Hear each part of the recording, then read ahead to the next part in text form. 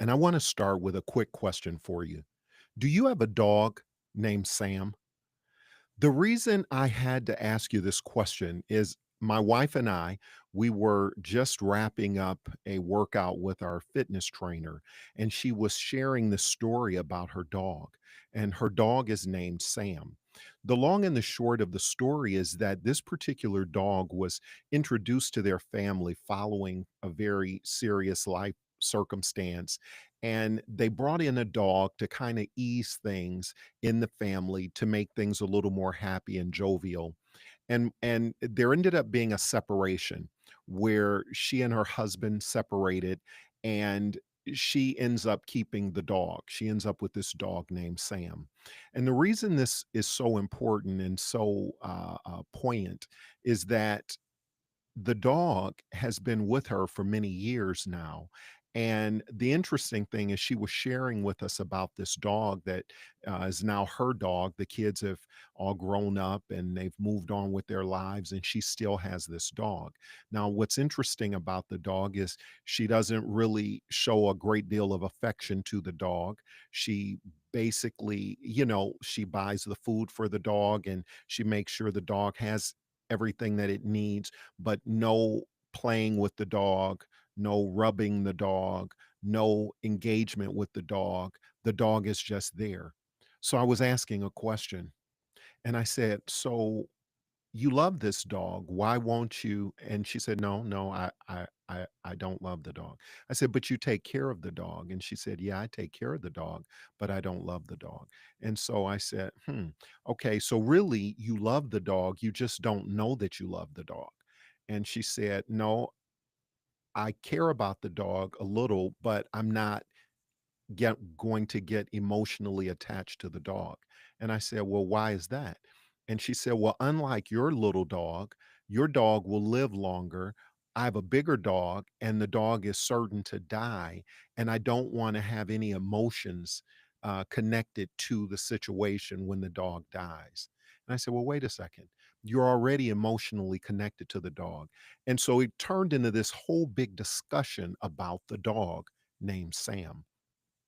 What was interesting, it really caused me to think that here she's got this dog that she's now been taking care of for probably 8 or 9 years, but the dog has actually grown accustomed to the absence of affection, the absence of extra love, the absence of extra engagement. The dog feels as though, you know, this is all I'm ever going to get. So the dog has no expectation for more. The reason this is important is, how many of us have a dog like this, a dog named Sam? And I thought about it. I believe that many of us have people in our lives and we treat them the same way that she's treating that dog. We are spending more time texting others outside of our home or reaching out to strangers that don't even care about us, people that, to see if they liked our post or if they liked our picture or if they remembered weird things. It's like, at this point in our lives where we have more years behind us than ahead of us, we have to take control and authority over all of the things in our life, all of the circumstances, and in particular, our emotions. I thought about this dog, it just kept bothering me. How many people have a dog named Sam that we should show the dog a little more love, a little more attention, a little more kindness, maybe some extra compassion, maybe those rubs that are needed? And at the same time, some of us have people in our lives that we've dismissed, disregarded, don't really take any time with them, and they're right in our homes. Is it possible that we've been conditioned by media, by the internet, by the cell phones to believe the person that is most important is outside of the very room that we're in? I was able to share with our trainer that when the dog finally passes away, you're going to grieve the same way that we would grieve if our dog was gone? And she said, "No, I won't, because I'm not getting attached." And I said, "By virtue of the fact that you're going out of your way to be disattached or disconnected, you're actually connected more than you know.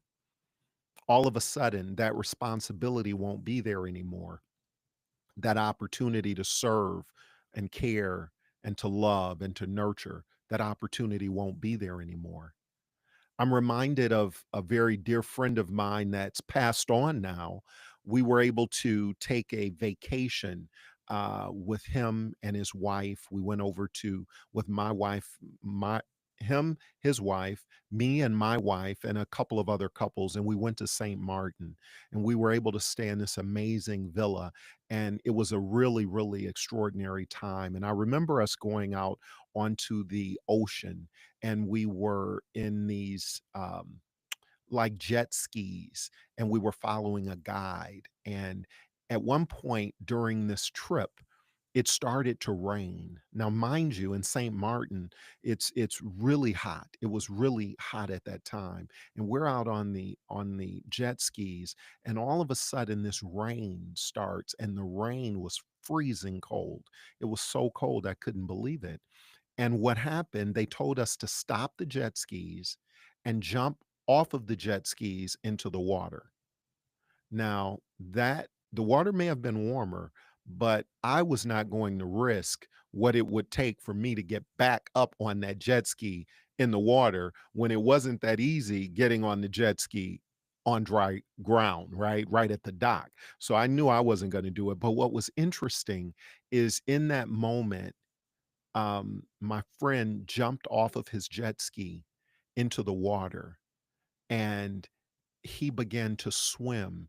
And I remember looking down in the water at him as he was swimming, and he looked like a kid, just like a young, like a teenager. He was laughing and having so much fun and swimming and flipping in the water. And it was just so amazing. And he ended up giving a sermon or preaching a sermon called um, um, "Life Has an Expiration Date." We're all like a gallon of milk. And shortly thereafter, he was gone. And I began to think about that when I started thinking about the dog named Sam. And I was thinking, so many of us miss the moments that are the most important with the ones that we love because we assume they're going to be there forever. We actually treat them like the dog named Sam. We don't really give them what's needed in the moment because they're really not our priority. But the funny thing about life as time goes on, I just find that you become a lot more introspective, a lot more reflective, um, and you start to think about life and just the way this whole thing works. And what's interesting is, yes, there is an expiration date for most of us. The Bible actually says it is appointed unto man, but once to die, and after that, the judgment. But more than that, it says that he's already numbered our days. And so you have to imagine this, that way before we were ever born, there was a date, there's an end date. We're not eternal in the physical form, so therefore, we're not going to be here forever. And the people that are close to us, that have been placed in our lives, they're there for a reason. Let's not miss that reason. Let's not treat them like the dog named Sam.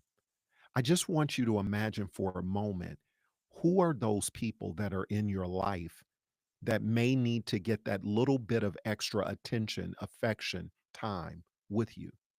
This is a wonderful time. You know more than you've ever known before.